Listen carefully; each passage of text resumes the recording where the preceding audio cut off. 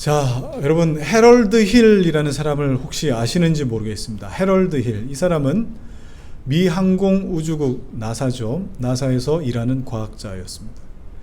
이 사람이 나사의 슈퍼컴퓨터로 지구의 연대를 추적하다가 하루 곧 24시간이 빈다 하는 사실을 발견했어요.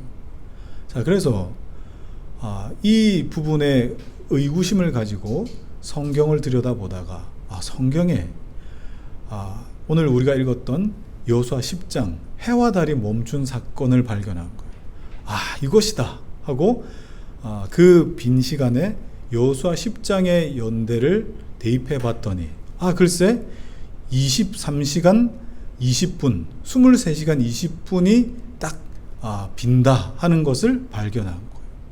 자, 그리고 성경을 더 읽다가 열왕기하 20장에 나오는 히스기야의 병이 낳은 징표로 해 그림자가 10도 뒤로 물러갔는데 이것을 또 계산해 보니까 딱 40분이 나온 거예요. 그럼 합치면 몇 시간이에요?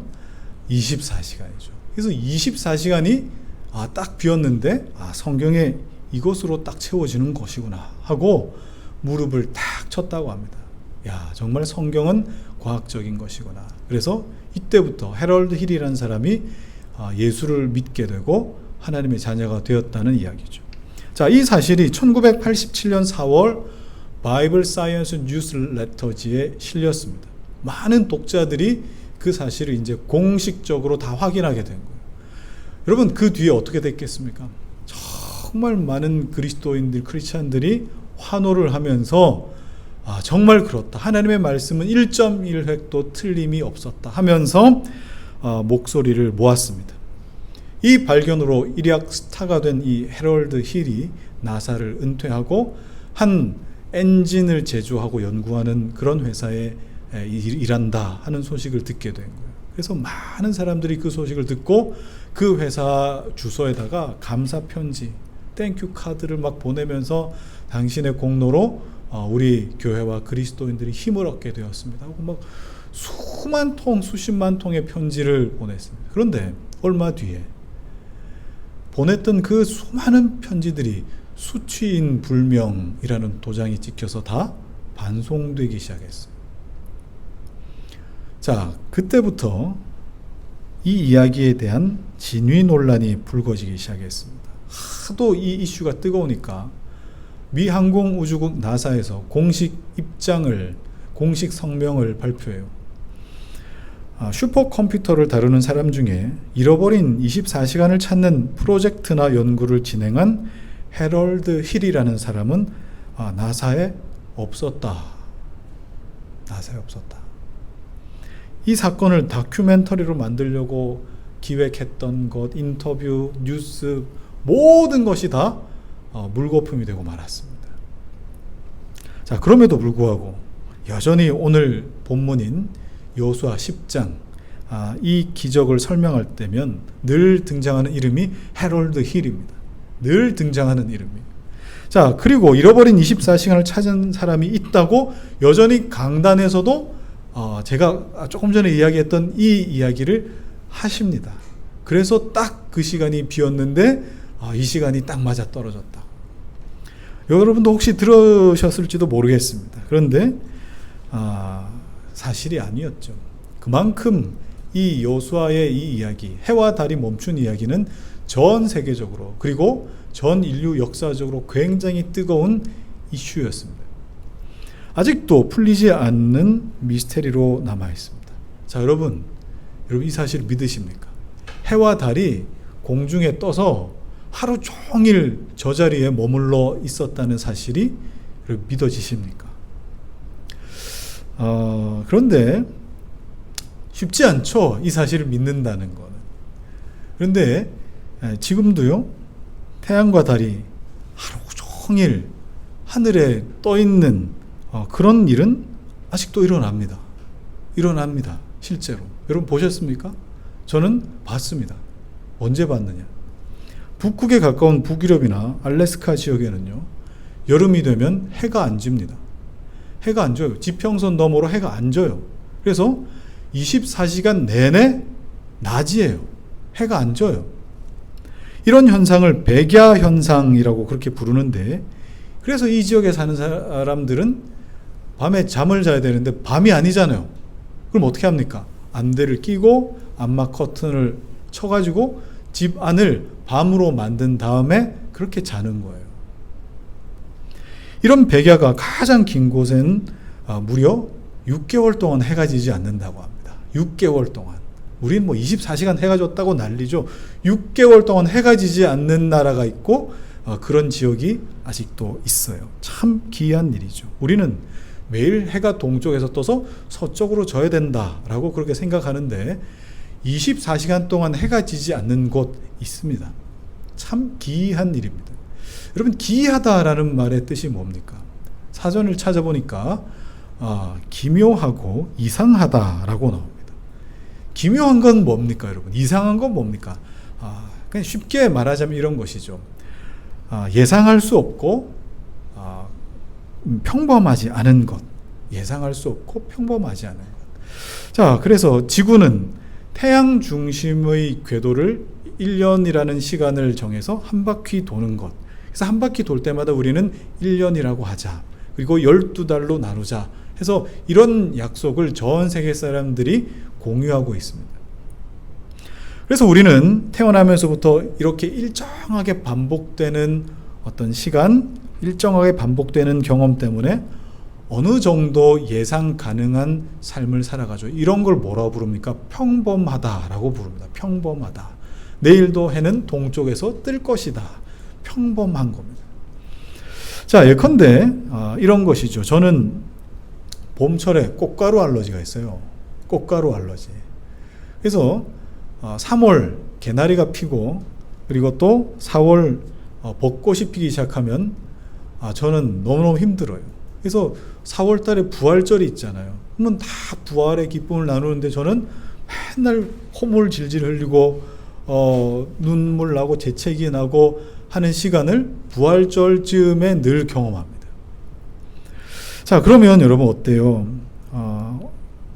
누군가에게는 내년에도 봄꽃이 피고 그 흐드러지게 핀 벚꽃 사이로 카메라로 사진을 찍겠구나 하는 것을 예상하죠. 이게 뭐예요?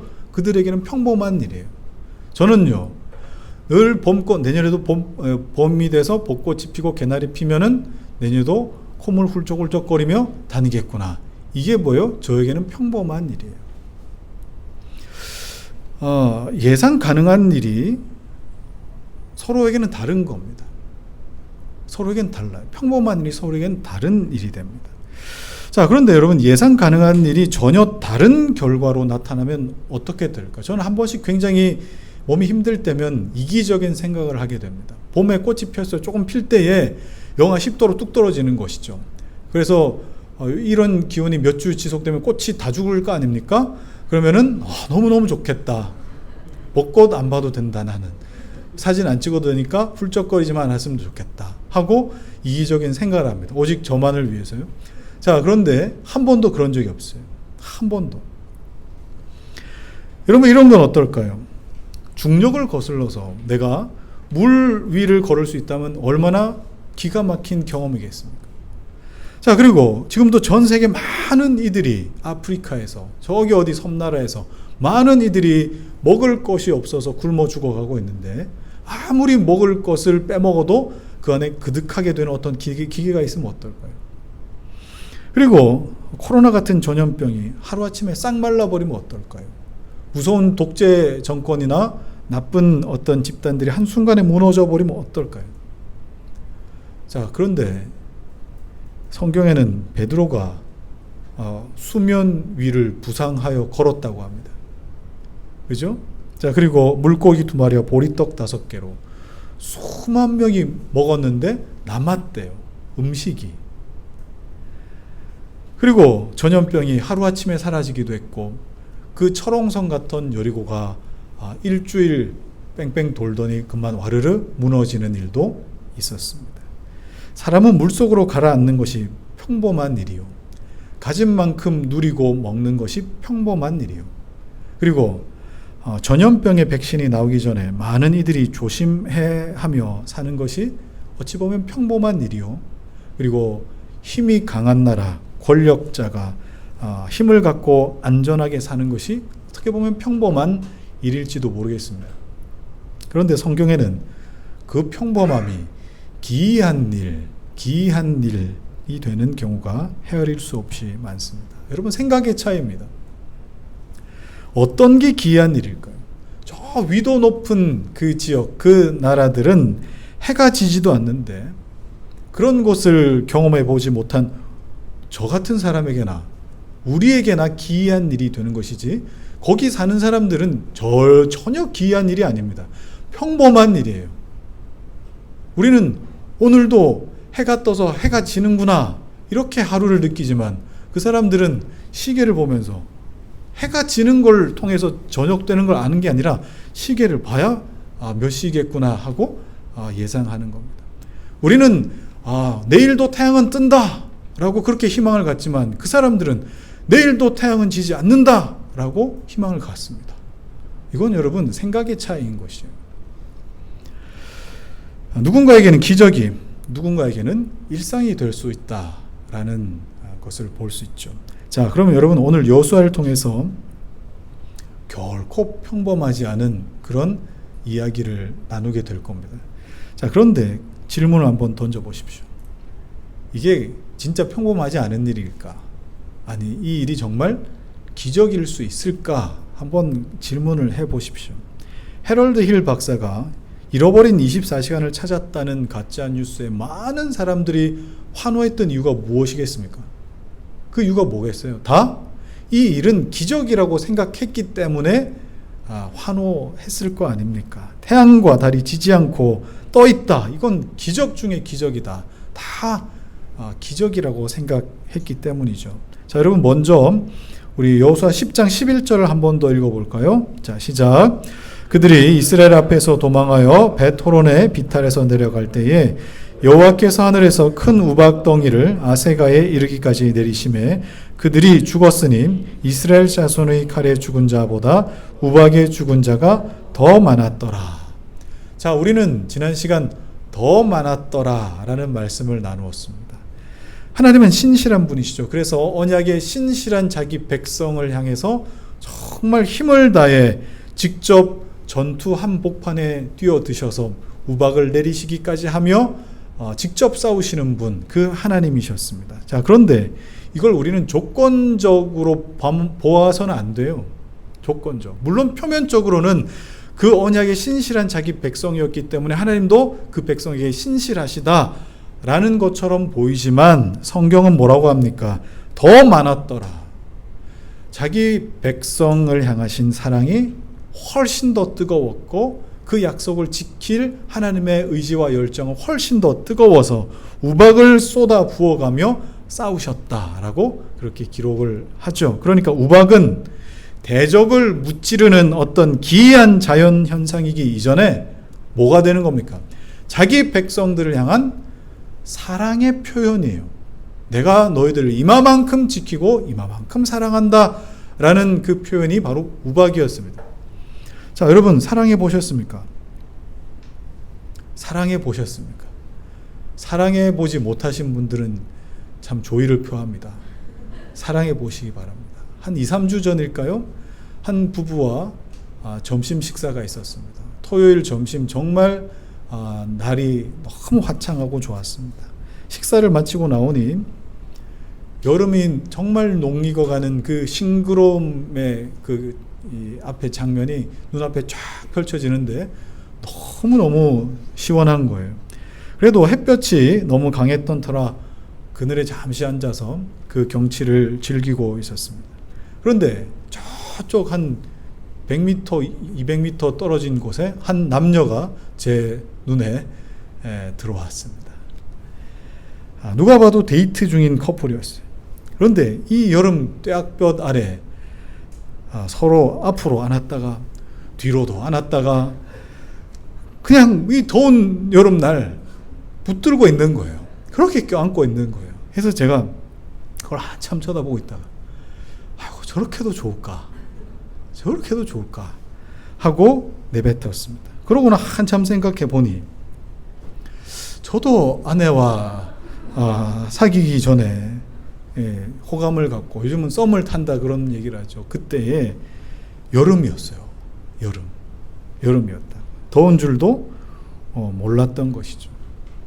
여러분, 사랑을 하면 서울 부산에 살아도 옆집 드나들듯이 왔다 갔다 합니다. 그런 사람 보셨습니까? 전 봤어요. 사랑을 하면 여기가 어디라고 그렇게 오는지 그렇게 찾아옵니다. 사랑하면 뭘 따준답니까? 달도 별도 따준대요. 돈 쓰는 게 아깝지 않고요. 함께 시간을 보내면 그렇게 시간이 빨리 갑니다. 여러분, 사랑하면 시간이 빨리 가는 건, 여러분, 이건 기적 아니에요? 돈 쓰는 게 아깝지 않은 건 기적 아니에요? 이거 어떻게 번 돈인데?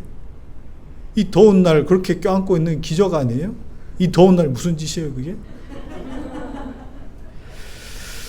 여러분, 경험해보지 못한 사람에게는 이건 기적 같은 일이죠. 그런데 그게 과연 기적입니까? 아니요, 그건 기적이 아니에요. 사랑의 현상일 뿐이에요. 뭐가 기적이에요? 사랑한다는 것 자체가 기적이에요. 서로 전혀 다른 세계에 살고 있다가 그 사람을 이해하기 시작하고 그 사람이 좋고 그 사람과 함께 보내는 시간이 너무너무 좋은 거예요. 사랑한다는 것, 그 사람의 이야기를 내가 듣는다는 것, 내 이야기를 그 사람이 들어준다는 것, 여러분, 이게 기적이라 이 말이에요. 오늘 해와 달이 멈춰서는 일도 여러분 그런 관점으로 보셨으면 좋겠습니다. 자, 여호수아 10장 12절을 읽을까요? 12절 시작. 여호와께서 아모리 사람을 이스라엘 자손에게 넘겨주시던 날에 여호수아가 여호와께 아뢰어 이스라엘의 목전에서 이르되 태양아 너는 기브온 위에 머무르라, 달아 너도 아얄론 골짜기에서 그리할지어다 하매. 저는 설교 준비하고 묵상하면서 이 12절이 도무지 이해가 안 됐어요. 도무지 이해가 안 됐어요.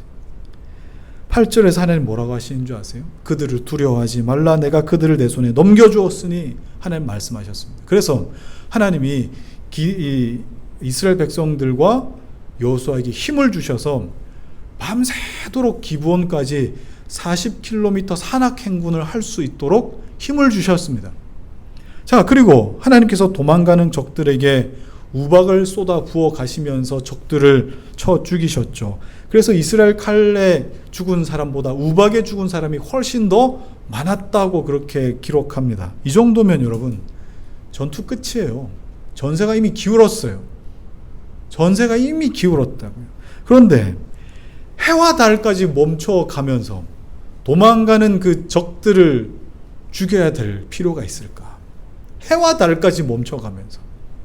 여러분, 해와 달이 멈췄다는 뜻은 무슨 뜻이에요? 천동설이 아니라 지동설. 그죠? 이게 뭐예요? 지구의 자전이 멈춰섰다는 뜻이에요. 지구의 자전이 멈춰섰다. 여러분, 이스라엘과 반대편에 있는 곳은 30시간 이상 밤이었을 겁니다. 깜깜했을 겁니다.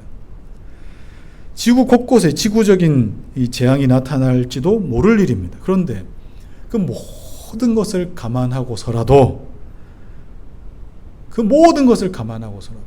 지구를 멈춰 세우기까지 하면서 도망가는 적들을 무찔러야 했을까? 이게 아무리 생각해봐도 풀리질 않는 거예요. 여러분 어떻게 생각하세요? 지구를 멈춰서기까지 하면서 적들을 무찔러야 되겠습니까? 너무 과하잖아요. 차라리 적들을 무찌를 모양일 거라면, 목적일 거라면 뭐 다른 기적도 있잖아요. 다른 기적. 그죠? 이런 고민이 들 때면 저는 늘 원어 성경을 펼쳐 듭니다. 다른 어떤 책보다 거기에서 주는 어떤 정확한 의미가 담겨 있기 때문에. 12절을 원어 성경으로 보시면 우리나라 번역에 빠져 있는 굉장히 의미 있는 접속사 하나가 있습니다. 12절에 가장 먼저 나오는 접속사예요. 그게 뭐냐면 히브리어 아즈라는 단어입니다. 아즈. 여러분, 이 아즈라는 이 뜻은 이렇게 번역할 수 있어요. 그즈음에, 바로 그때에 라고 그렇게. 자, 그러면 11절에 이어서 11절 곧 우박이 떨어지는 사건이죠. 11절에 이어서 12절에 진행되는 그런 스토리가 아니에요.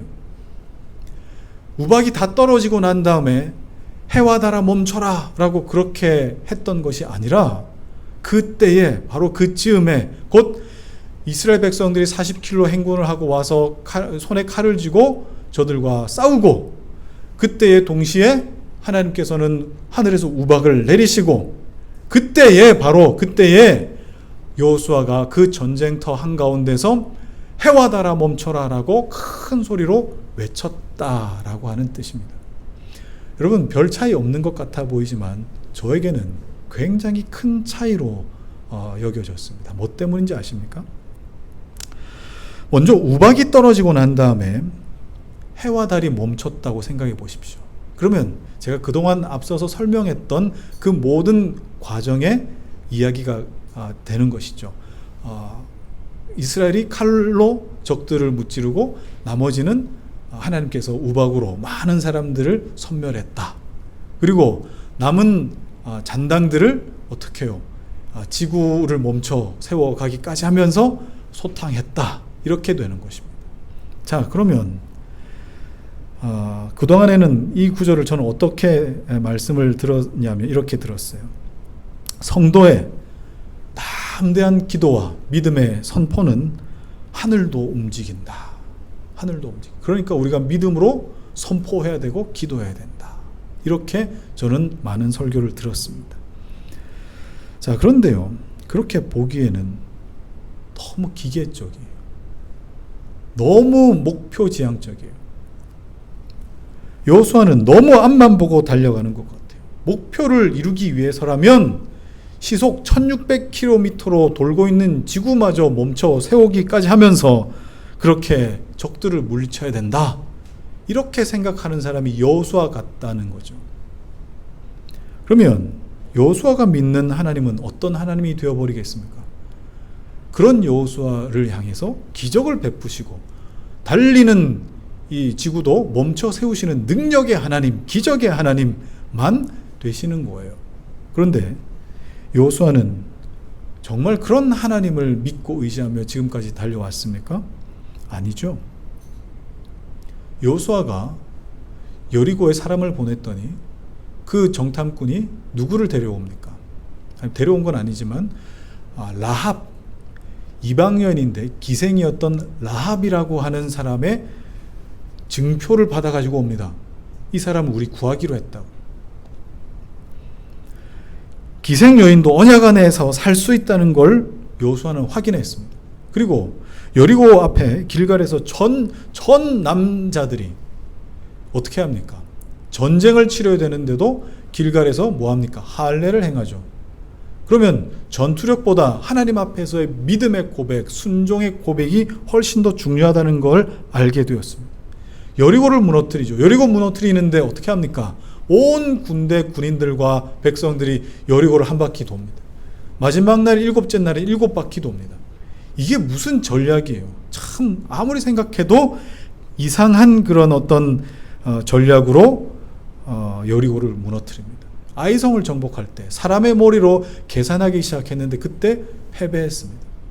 그리고 뻔뻔하게 속이면서 언약 백성 되기를 원하는 기브온 사람들을 언약 백성으로 받아 주었습니다. 그리고 그 백성들을 위해서 하나님이 우박을 내리시며 직접 전쟁터에서 싸우시기도 했습니다. 자, 그러면 여호수아가 만나고 경험하고 있는 하나님은 어떤 하나님이세요?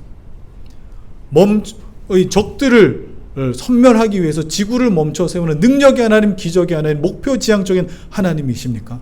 아니에요. 절대 아니에요. 제가 한 번씩 아이들과 보는 영화가 있습니다. 로봇이 나오는 영화입니다. 리얼 스틸이라는 영화인데 여러분 보셨는지 모르겠습니다. 전직 권투 선수 출신인 아빠가 챔피언 도전에 실패해요. 그리고 로봇을 조정해서 싸우는 일을 하려고 로봇을 구입하려고 합니다. 근데 돈이 없잖아요. 그래서 이 아들에 대한 양육권을 포기하면서까지 돈을 받습니다. 어떻게 보면 정말 내리막길 인생이라고밖에 안 보여지는 그런 아빠입니다. 그렇게 아빠와 아들이 헤어지기 전에 잠깐 시간을 보내게 되는데 그때 쓰레기 폐기물장에 버려진 로봇 하나를 발견하게 되죠. 그리고 이 로봇을 고쳐서 우여곡절 끝에 이 세계 로봇 선수권 대회 여기에 이제 출전을 하게 됩니다. 근데 어떻게 해가지고 결승전까지 올라가요. 상대는 세계 최고의 로봇인 제우스라고 불리는 로봇입니다. 상대가 안 되죠. 키도 큰 차이가 납니다. 정말 많이 맞았어요. 많이 맞고 부품이 망가지고 이제 로봇의 눈에 불이 들어왔다 나갔다 하는 그런 어떤 상황이었습니다. 그때 아들이 이렇게 이야기합니다. 아빠, 이제 리모컨 조정도 안 되고 소리로도 조정이 안 되니까 이걸 이제 끄고 눈으로 보고 따라하는 그 기능만 우리 살려놓고 합시다. 그리고 링 밖에서는 아빠가 권투 시합을 하는 거예요. 그랬더니 아빠가 놀래죠. 아니, 그게 무슨 소리냐고. 난 못한다고. 그랬더니 아들이 이렇게 이야기합니다. 마지막 라운드는 직접 싸우시는 거예요. 직접 싸우시는 거예요. 그래서 링 안에는 로봇이 있지만 링 밖에는 아빠가 로봇을 향해서 이렇게 손짓을 하는 거죠. 그러면 로봇이 아빠의 모션을 보고 따라하는 겁니다. 누구를 위해서 이렇게 싸울까요? 아빠가 아들을 위해서입니다. 아들을 위해서. 이때 아들은 처음으로 로봇이 아니라 아빠를 응원합니다. 링 밖에서 막 손을 휘두르고 있는, 그래도 전직 권투 선수 아닙니까? 동물적인 감각으로 그렇게 싸우고 있는 아빠를 응원하기 시작해요. 눈에 눈물을 가득 채운 채로. 저는 이 장면을 볼 때마다 울컥해요. 제 눈에도 눈물이 나요. 아들이랑 같이 보고 있으면 눈물이 나서 제가 혼자 쓱 닦고 말아요.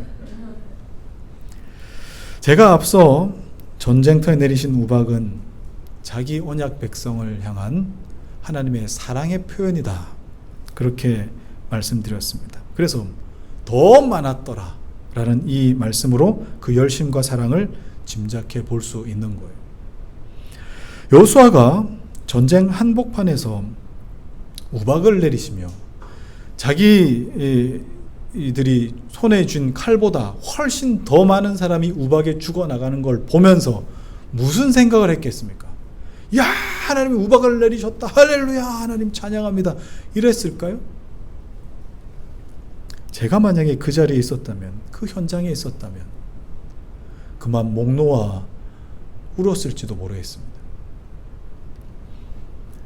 나를 위해서, 우리를 위해서 저렇게까지 열심히 싸우시나? 저렇게까지 하실 필요가 있을까? 그런데 저렇게 열심히 싸우시나 싶어서 전쟁터 한복판에서 감격의 눈물을 흘렸을 겁니다. 힘을 다해 응원했을 것입니다. 하나님, 힘을 내십시오. 힘을 내십시오. 여호수아는 그 현장에서 정말 농도 짙은 하나님의 사랑과 열심을 발견할 수 있었다는 거예요. 자, 그러면 오늘 여호수아가 해와 달아 멈춰라 라고 했던 이 명령을 조금 더 이해하기 쉬울 것 같습니다. 여러분, 이 명령은 우리가 적들을 섬멸해야 되는데 해가 집니다, 시간을 연장해 주십시오 라고 했던 그런 안간힘이 아니에요. 예컨대 이런 겁니다. 제가 보통 화요일부터 화요일, 수요일, 목요일까지는 온 힘을 다해서 설교 준비를 합니다. 그때는 아이들도 저를 가급적 방해하지 않으려고 합니다. 근데 요즘 다 아이들이 학교 안 가고 집에 있잖아요. 집에 있어요. 책상 앞에 제가 앉아서 설교 준비하고 있으면 막내 아들이, 항상 막내 아들이 문제죠. 막내 아들이 그냥 문을 열고 막 들어오려고 합니다. 자, 그러면 밖에 있던 형들이 멈춰 세워요. 들어가지 마, 지금 아빠 설교 준비하시잖아 라고 멈춰 세웁니다. 그러면 제가 안에서 듣고 있으면 참 흐뭇해요. 흐뭇해. 야, 그래도 큰 녀석들이 나의 이 상황을 헤아리는구나, 나를 이해하는구나. 자기 백성을 위해 싸우시는 그 현장에 해가 지고 있습니다. 해가 지고 있어요. 지금 하나님께서 열심히 싸우시며 하나님 나라 세워가시는데 해가 지고 있는 거예요. 정한 법칙에 따라 움직이는 자연 인간이잖아요. 어쩔 수 없잖아요. 그런데 그 상황에서 하나님 마음, 하나님 열심, 하나님의 사랑을 헤아린 여호수아는 그냥 뉘엿뉘엿 지고 있는 그 해가 마냥 야속한 거예요. 그래서 뭐라고 합니까? 하나님, 해와 달을 멈추게 해주십시오 라고 기도하지 않습니다. 기도하지 않아요. 뭐라고 합니까? 그냥 해와 달을 향해서 멈춰라! 멈춰라! 그렇게 선포하지 않습니다. 태양아 너는 기브온 위에 머무르라. 달아 너도 아얄론 골짜기에서 그리할지어다. 만약 그 뒤에 말을 잇는다면, 여호수아가 조금 더 말을 보탰다면 분명 이렇게 이야기했을 거라 저는 생각합니다. 우리 하나님이 싸우시지 않느냐? 우리 하나님이 자기 백성을 위해 힘써 싸우시지 않느냐? 너는 그 자리에서 제발 멈춰라 라고 그렇게 부르짖으며 말하지 않았을까 싶습니다. 지금 여호수아는 해와 달을 향해 목청껏 외치면서 하나님의 마음, 하나님의 열심, 자기 백성을 향한 하나님의 사랑에 동참하고 있는 겁니다. 그 전쟁터에서 서로 지금 뜨거운 사랑을 표현하고 있는 겁니다. 해와 달을 향한 명령은 우리가 적군을 무찔러야 되는데요. 우리 목적이 아니라 철저하게 하나님 편에서 하나님을 이해하려고 했던 그런 목소리였습니다. 성경에는 이렇게 하나님을 헤아렸던 사람들이 참 많이 나옵니다. 특별히 여러분, 한나라는 여인을 아십니까? 한나는 사사시대의 끝자락에 살던 아주 기구한 그런 여인이었습니다. 아들이 없었던 거예요. 사사기의 마지막 말씀은 이렇게 끝납니다. 우리 사사기 21장 25절 읽어볼까요? 시작. 그때에 이스라엘에 왕이 없으므로 사람이 각기 자기 소견에 옳은 대로 행하였더라. 이스라엘의 왕은 처음부터 하나님이셨는데 왕이 없대요. 그 말은 무슨 말입니까? 아무도 하나님을 나의 주, 나의 왕으로 여기지 않았다는 뜻이 됩니다. 그러니까 전부 자기 소견에 옳은 대로 살고 자기 좋을 대로만 살았어요. 자, 그 마음에 하나님이 없었습니다. 자기 백성에게 인정받지 못한 하나님, 얼마나 그 마음이 괴로우셨겠습니까? 그 얼마나 마음이 외로우셨겠습니까? 그때 한나라는 여인이 임신하지 못해서 정말 어려움을 겪고 있었습니다. 그 당시 여인이 임신하지 못하면 참 수치였던 때였습니다. 한나는 성전에 나와서 기도했죠. 여러분, 그 기도하는 현장으로 우리 한번 가서 살펴보도록 하겠습니다. 사무엘상 1장 13절에 16절인데요.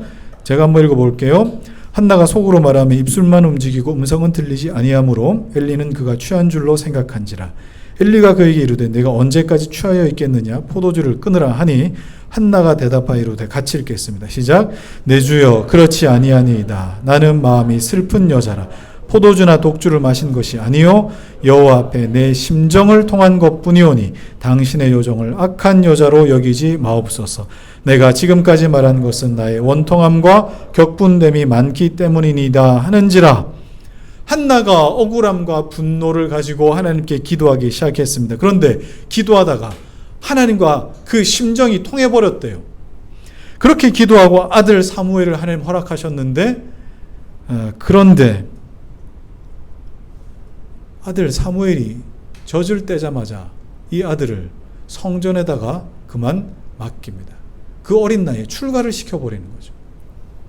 과연 이 엄마 한나는 눈에 넣어도 아프지 않을 정말 하나밖에 없는 아들을 그렇게 떼내기가 쉬웠겠습니까? 아니죠.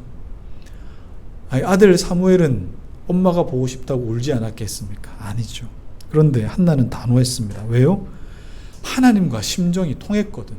하나님과 마음이 통해버렸어요. 하나님의 마음을 알아버렸어요. 자신의 마음을 헤아려 줄 아들 하나 없어서 이렇게도 내 마음이 괴롭고 억울한데 이 세상에 하나님 마음 헤아릴 사람 하나 없어서 하나님 마음 이렇게 전해줄 사람 하나 없구나. 그 싶은 마음, 하나님과 마음이 통해버렸죠. 그래서 하나님 얼마나 괴로우실까? 하나님 얼마나 외로우실까? 하나님의 마음을 헤아렸던 것입니다. 그래서 아들 이름을 뭐라고 합니까? 사무엘, 하나님이 들으셨다. 하나님의 마음을 헤아려 얻은 아들, 그렇게 지은 거예요. 어느 누구 하나 하나님 마음 헤아릴 사람 없을 때 자기 아들이라도 하나님의 마음을 헤아릴 사람으로 키우고 싶어서 하나님께 드렸던 것이죠. 여러분, 하나밖에 없는 그 아들을, 이 기구한 여인이 그 아들을 하나님께 드린 것, 이것이 기적이 아니라 뭐가 기적이에요? 하나님의 마음을 알아버린 것, 그게 기적이에요. 오늘 여호수아가 태양과 달을 향해 멈춰서라고 명령했던 것은 믿음의 담대함을 가지고 했던 것이라기보다 그 이전에 하나님을 너무너무 사랑했기 때문입니다. 하나님을 사랑하고 하나님의 마음을 헤아리며 외쳤던 그 외침, 그 명령은 너무너무 말도 안 되지만 하나님은 그 마음을 헤아렸던 그 명령을 하나님도 들으시고 그대로 이행하셨습니다. 지구가 멈춰섰습니다. 여러분, 우리 하나님은 인격적인 분이세요. 저 멀리 우주 밖에 계신 그런 하나님이 아니시고 우리의 인격적인 반응에 하나님의 인격도 반응하십니다. 많은 이들이 지구의 자전이 멈춰버린 것에 주목합니다. 그래서 이걸 뭐 슈퍼컴퓨터에 대입하고 계산하고 다 이렇게 합니다. 거기에는 하나님의 인격과 마음이 전혀 묻어나지 않는 것 같아요. 그저 기도하면 응답하시는 하나님, 기적을 베푸시는 하나님, 능력을 베푸시는 하나님처럼만 보여요. 그런데 오늘 말씀이 정말 기적을 이야기하는 걸까요? 하나님의 능력을 말하고 있는 걸까요? 여호수아 10장 13절을 읽겠습니다. 시작. 태양이 멈추고 달이 멈추기를 백성이 그 대적에게 원수를 갚기까지 하였느니라. 야살의 책에 태양이 중천에 머물러서 거의 종일토록 속히 내려가지 아니하였다고 기록되지 아니하였느냐 하며, 야살의 책은 의로운 사람의 책이라는 뜻입니다. 성경은 아니지만 성경에 기록된 그 스토리와 교훈을 부가적으로 설명해주고 있는 또 다른 어떤 신앙 서적입니다. 자, 야살의 책에도 기브온 전투 때에 해와 달이 속히 내려가지 아니하였다라고 그렇게 기록하는데 그 끝에 이렇게 기록하죠. 기록되지 아니하였느냐, 의문문으로 끝납니다. 자, 이 말이 무슨 뜻이겠어요? 먼저 이 일은 확실하게 일어난 뜻이다라는 반증, 반어적인 어떤 표현이죠. 그리고 속히 내려가지 아니했다. 너무 덤덤하게 기록해요. 이런 특별한 의도가 있는 것 같습니다. 마치 지구가 거의 24시간 동안 멈췄는데 그게 왜요? 라고 묻는 것 같아요.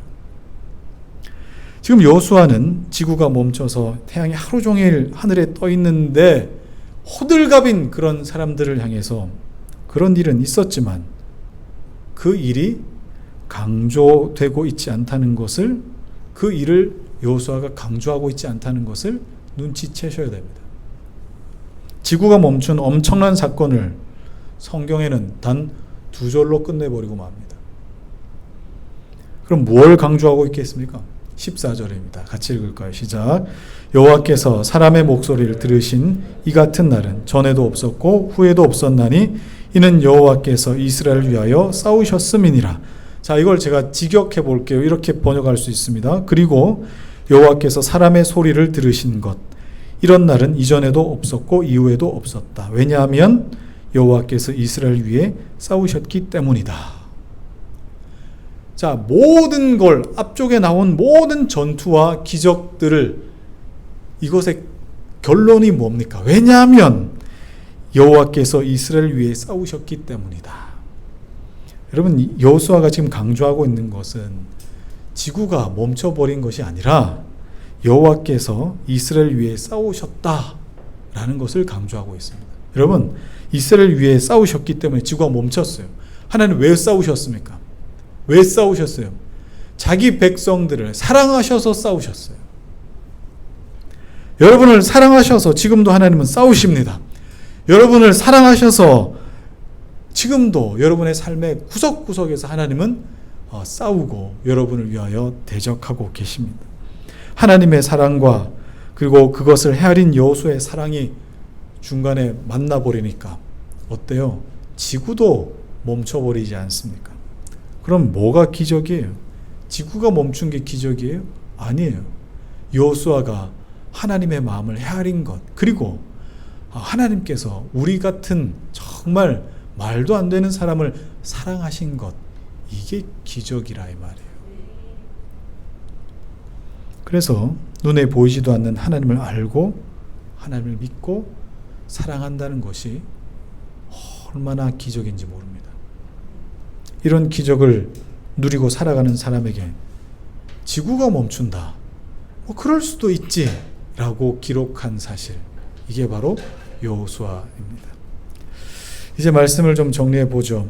여러분, 하나님을 사랑한다면서 기적을 사랑하는 그런 일이 없기를 바랍니다. 사랑하면 한여름에 땀이 나도 손을 잡고 걷죠. 사랑하는 사람이 아프면 한 걸음에 달려오기도 합니다. 사랑해서 결혼도 하고 지지고 볶고 살면서 아이도 낳고 그렇게 살죠. 그런데 하나님을 사랑하지 않고 기적만 바라보는 사람들 참 많습니다. 내가 아프면 고쳐 주셔야지. 아니, 내가 가난한데 배불려 주셔야지. 내가 외로운데 함께 계시고 또 나를 위로할 사람 보내주셔야지. 여러분, 그런 분들은 정말 하나님을 사랑하는지 스스로 물어보셔야 됩니다. 내가 정말 하나님을 사랑하는지, 아니면 사랑에서 생기는 현상을 사랑하는지 말입니다. 자, 그럼 여러분, 지금 한번 제가 여쭤보겠습니다. 여러분, 하나님을 사랑하십니까? 정말 사랑하십니까? 그럼 이렇게도 물어보죠. 내가 하나님을 사랑하는 걸 하나님도 아십니까? 전능하신 하나님이라서 다 아시겠지만 여호수아는 자기 백성을 사랑하시는 하나님이 힘껏 싸우시는 그 현장에서 소리쳤습니다. 날 위해 싸우시는 하나님 마음을 알고 나니 뉘엿뉘엿 있는 그 해와 달이 야속해서 해와 달아 멈춰라, 제발 멈춰라, 그렇게 이야기했습니다. 전능하신 하나님께서 다 아실 텐데 지구까지 멈춰 세워야 했을까요? 여러분, 어떤 모양으로든지 사랑은 드러나기 마련입니다. 그래서 오늘 14절에 이 말씀이 마음 한켠에 참 쓸쓸함으로 다가오는 것 같아요. 여호와께서 사람의 목소리를 들으신 이 같은 날은 전에도 없었고 후에도 없었나니.